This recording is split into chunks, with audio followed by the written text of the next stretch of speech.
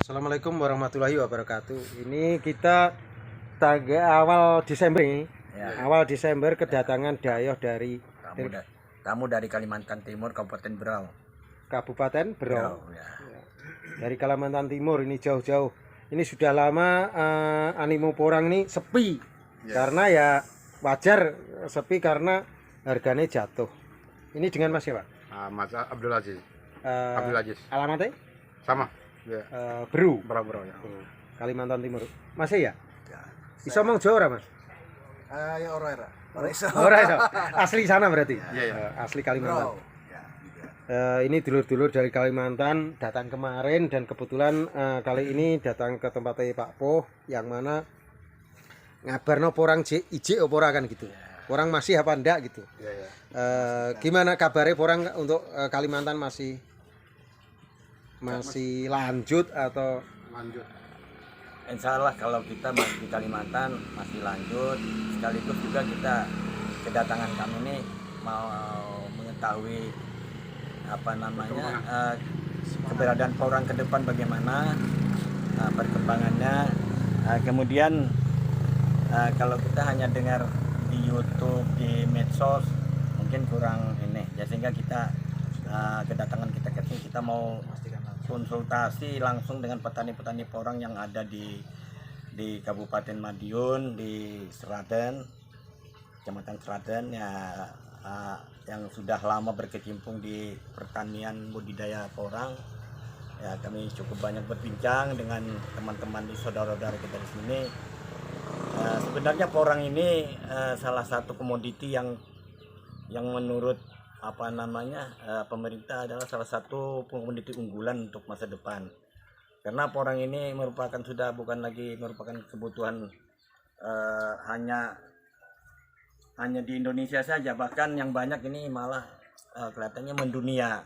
Banyak negara-negara yang sangat membutuhkan tanaman porang ini, di mana tanaman porang ini sangat bermanfaat sekali, terutama untuk kesehatan, sebagai makanan kesehatan. Kedua, banyak lagi turunan-turunan yang bisa dibuat daripada tanaman porang ini, termasuk untuk kosmetik, kemudian industri, kemudian obat-obatan.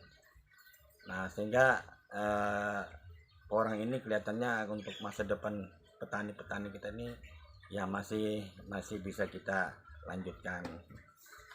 Nah, memang kalau masalah harga ya namanya juga barang yang diproduksi, dalam arti ya namanya harga turun naik itu biasa di dalam perdagangan.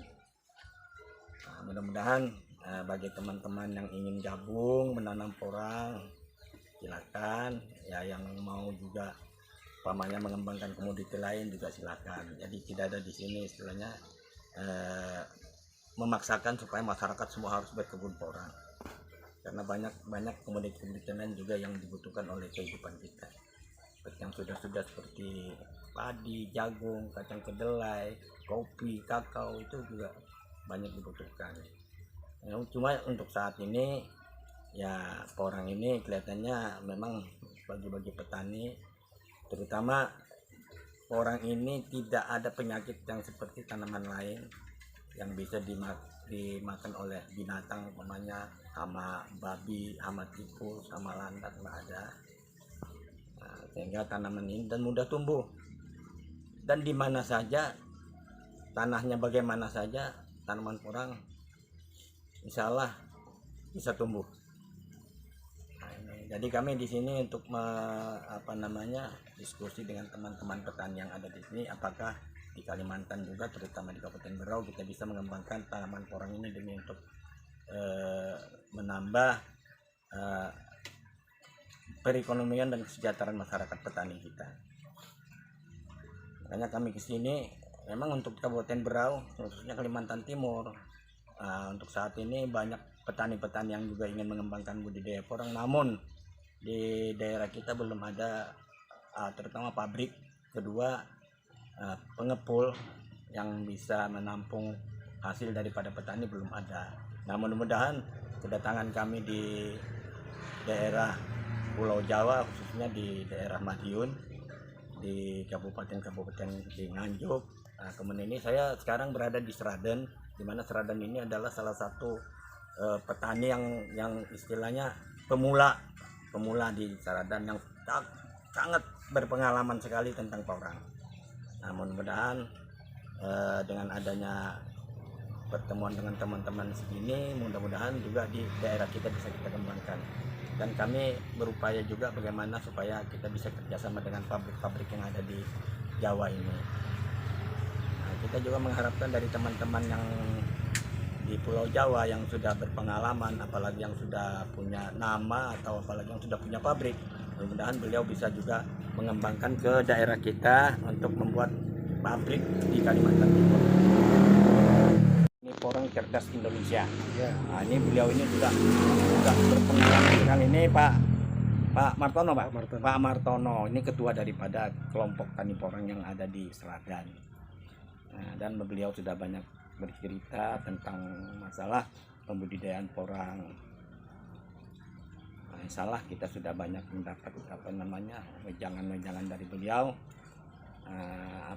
Banyak pengalaman yang sudah diberikan beliau kepada kita, mudah-mudahan bisa bermanfaat untuk kita yang ada di Kabupaten Berau. Insyaallah. Amin. Yang penting semangat. Yang penting semangat. Dan untuk petani sendiri sebenarnya untuk harga turun naik ini sudah kuat sebenarnya. Karena tetapi khususnya yang agak memprihatinkan adalah petani pemula.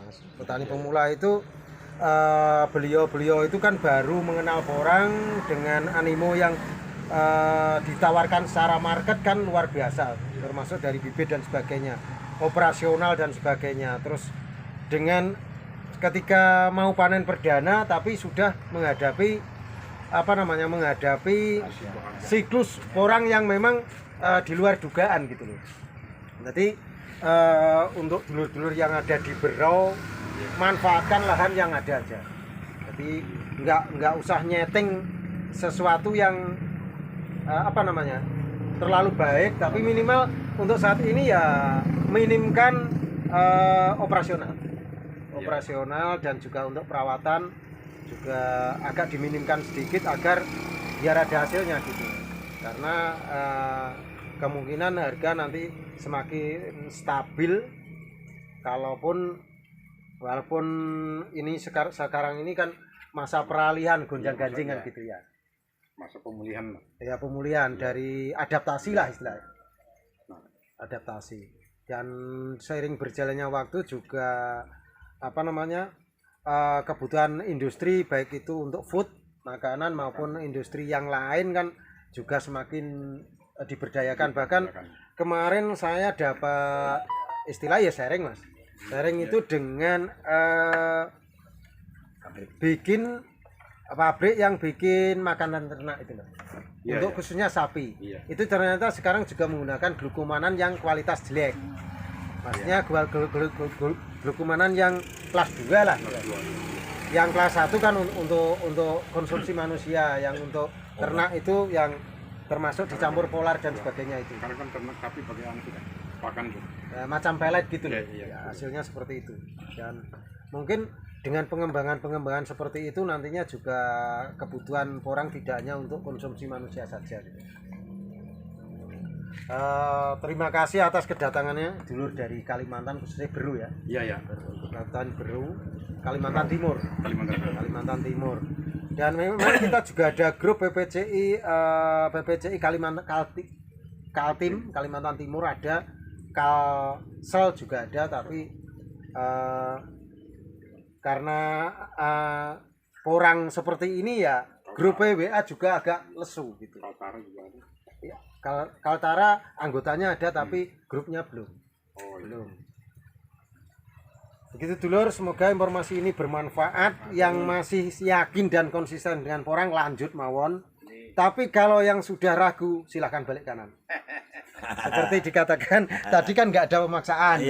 Balik kanan, tapi ya nek iso aja lah. Karena sudah terlanjur basah mandi sekalian. Iya betul. Karena kalau nggak seperti itu nanti kurnya siapa yang membalikan. Dan Ini tadi saya baru pulang dari ladang ya Mas ya. Iya. Enggak settingan dari baru pulang dari ladang, belum mandi pun sudah di sini dan ya seperti itu kehidupannya petani porang. Saya gini Mas, saya berkeyakinan karena ini sudah porang ini merupakan salah satu komoditi yang sangat dibutuhkan, bukan lagi nasional, internasional, mendunia. Beberapa negara yang membutuhkan porang ini. Ya termasuk kita sebagai penghasil porang, Indonesia sendiri juga baru sekarang bahwa tahu porang ini bisa dikonsumsi, bisa jadi untuk kosmetik, bisa untuk obat dan lain sebagainya. Turunannya sangat banyak sekali. Dan porang ini sangat bermanfaat untuk kehidupan kita sehari-hari. Karena porang ini banyak mengandung zat-zat yang dibutuhkan oleh manusia, terutama glukomonannya. Nah, glukomonan itu bagi penderita diabetes, bagi yang penyakit jantung, ginjal, lambung dan lain sebagainya. Nah, sangat bermanfaat sekali untuk dikonsumsi masalah porang ini sendiri. Nah, oleh karena itu saya berkeyakinan bahwa porang ini sampai kapanpun masih dibutuhkan oleh manusia. Dan kecuali manusia itu sudah tidak makan. Amin. Terutama bagi masyarakat yang di luar sana, sebagai yang istilahnya negara-negara di luar Indonesia itu sangat membutuhkan. Nah, bagi teman-teman, karena ini merupakan suatu kebutuhan yang merupakan kebutuhan dunia, maka kalau menurut penelitian daripada ahli bahwa di dalam kita menghadapi tahun 2023 ini dunia akan mengalami krisis pangan. Salah satu yang bisa mengatasi krisis pangan ini adalah porang. Karena di Indonesia porang ini tidak sama dengan porang-porang yang ada di luar negeri, terutama kandungan glukomonannya lebih tinggi.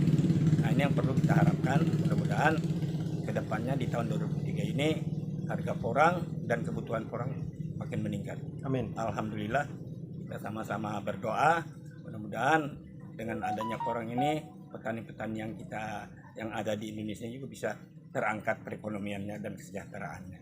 Amin. Nah, terima kasih Bapak-bapak.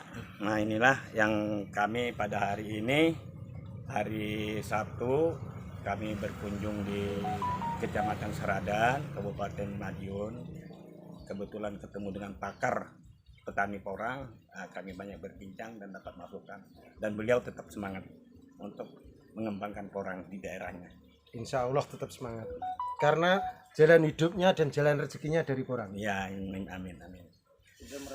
Jadi Pak, selama di sini setelah adanya budidaya porang, kita bandingkan dengan yang selama ini juga yang kita geluti seperti komoditi lain, jagung apa dan sebagainya, yang kelihatannya yang sangat yang sangat cepat untuk meningkatkan perekonomian rakyat di masyarakat di daerah ini, ya apakah tanaman porang ini apa ini, sehingga kelihatannya juga saya melihat di sini masyarakat Saradan hampir rata-rata pekebun porang, Pak. Khususnya di Sumberbendo, Kecamatan Saradan, Kabupaten Madiun ini porang number one. Ya, jadi kita memang harga jatuh juga terpukul, tetapi kita